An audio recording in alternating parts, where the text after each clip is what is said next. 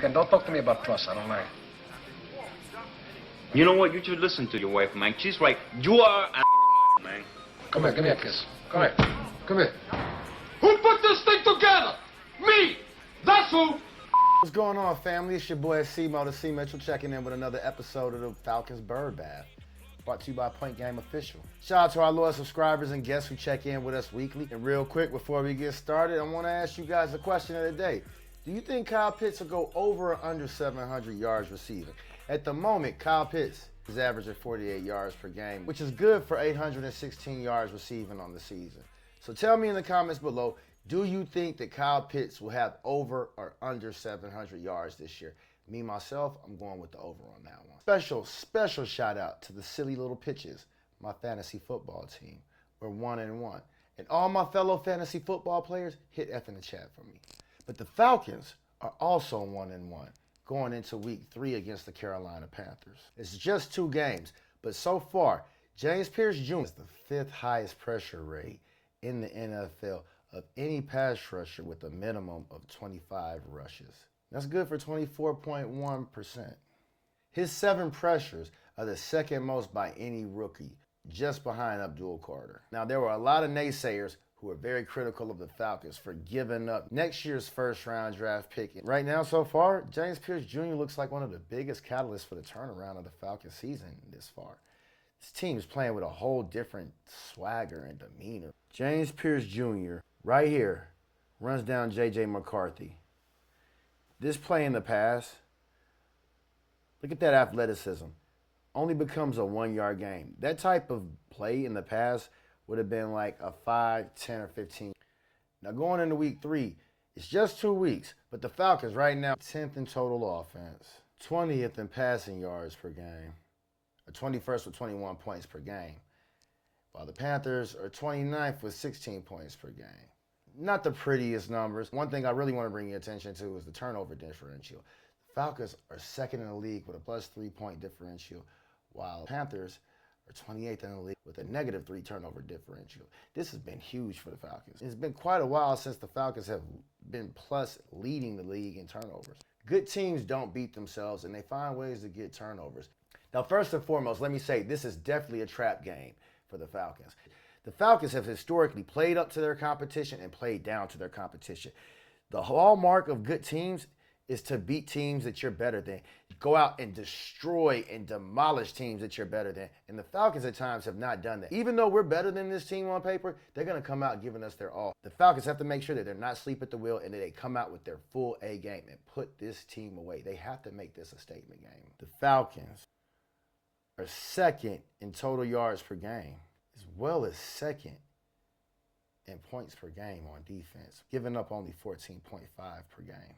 Let's get into a little bit of how I expect the Falcons to defend the Panthers. Jeff Ulbrich does a great job of getting pressure with just 4 guys, as a matter of fact. He does a good job of getting one-on-ones with the players as well.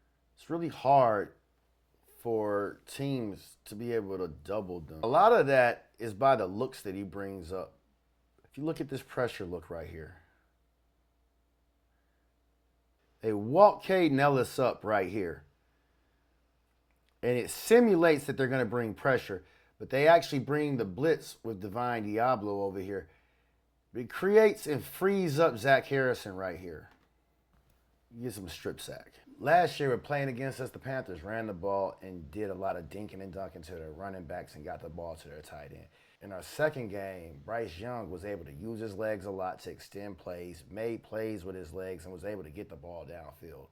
And I think a large amount of that was because we were a bit weak up front and our secondary wasn't quite as good. Last year was more like Justin Simmons as opposed to Xavier Watts. D. Alford in the slot as opposed to having Billy Bowman. We were a lot more weak on the front side on our edge. And it showed. Bryce Young was able to run all over us and being able to elude the pass rush the whole time. This year, I think that changes. We actually have guys who contain that a great deal better, which I'll get into in a second. So far this year, Bryce Young's been pretty bad with the football. He's had 4 turnovers and 4 touchdowns. 3 of them are interceptions and 1 of them is a fumble. The biggest job of a quarterback is to first do no harm.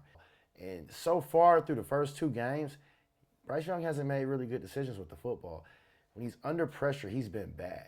30th passing versus teams blitzing. But they're equally as bad when there's no pressure on them. They're 27th. Now, you look at Bryce Young pass attempts versus the Jaguars. A lot of his passes are right there in the numbers and over the middle of the field. He's got a few of his passes out there to the running back side of the backfield, but a large amount of it is right there in the numbers and right there in the middle of the field. We look at his game versus the Cardinals. We see a lot of the same thing.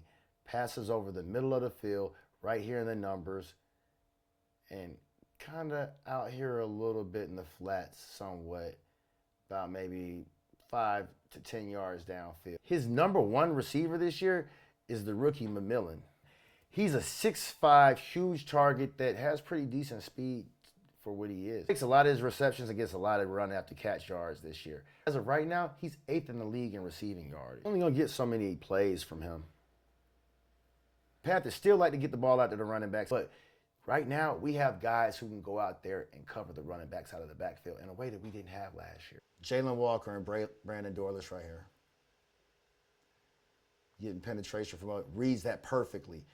We didn't have a guy who could do that last year. Diablo has been doing a phenomenal job of playing lights out football against tight ends, receivers, across the middle, running backs out of the backfield, closes in on passes and runs like nobody's business. He's having one hell of a season. Sometimes playing linebacker isn't about being an all-pro or even being close to the best linebacker in the league. Sometimes you just need to go out there and do your job and make plays that force plays to other players. Nellis is going to blitz a lot in this game, I expect. And Diablo is one of the biggest reasons why we're able to use Nellis a lot more in some of our blitz packages. He's a better coverage guy than Nellis is, but he's a better coverage guy than anybody else we had on the field last year. There, James Pearce Jr. and Wk3, for example. Two guys are going to be a huge key matchup for us this game. Now, as of right now, Wk3 and James Pearce Jr. both lead the team in quarterback pressures. Both of them are 20% or better at quarterback pressure rate as well, too. And believe it or not, Rook and James Pearce Jr. only play the 4th and 5th most amount of pass rushing snaps on the team so far. When we go and look at league stats, they are 2 of 4 of the top 50 players in pressures that have under 40 pass rushing snaps. I also want to note that Zach Harrison leads all of our defensive linemen with 62 snaps. He's playing some huge big boy minutes for us, and he's coming along quite nicely. Offensively against the Panthers, I expect us to come out and establish the run again and try to continuously run the ball, just like the Jags did, and kind of like the Cardinals did a little bit as well, too. Now, the Cardinals didn't run the ball quite as good, but the Jags had 200 rushing yards on them. And the Cardinals, even though they didn't have a lot of rushing yards, they used their tight end and their running backs out of the backfield a whole lot. I definitely believe that we're going to do that with Bijan and Tyler Algier as well as Kyle Pitts this game. But run games and defenses travel. And being on the road later in the year or at any point, you want to be a team that can travel with your defense and your rushing attack. I expect to see the Falcons try to establish the run out the gate just like they did last week. So we got to make sure that we don't underestimate our opponent. As some of you may know, A.J. Terrell's already been ruled out for the game, and I'm actually okay with that. They have him listed as week to week, and I wouldn't mind actually getting him back after the bye week, potentially. Casey Washington is back practicing in a limited fashion off of his concussion. As I said before, concussions are not a linear progression, so you could be getting better and then all of a sudden have a regression. It's not something that has a actual real timetable. It's just soon as you don't have any more symptoms, and I believe NFL protocol is that you have to have no symptoms at least for 1 day before your last practice of the week. So keep our fingers crossed. We'll find out what happens with that. Raheem has been a bit of a wild card with some of his roster moves so far this year.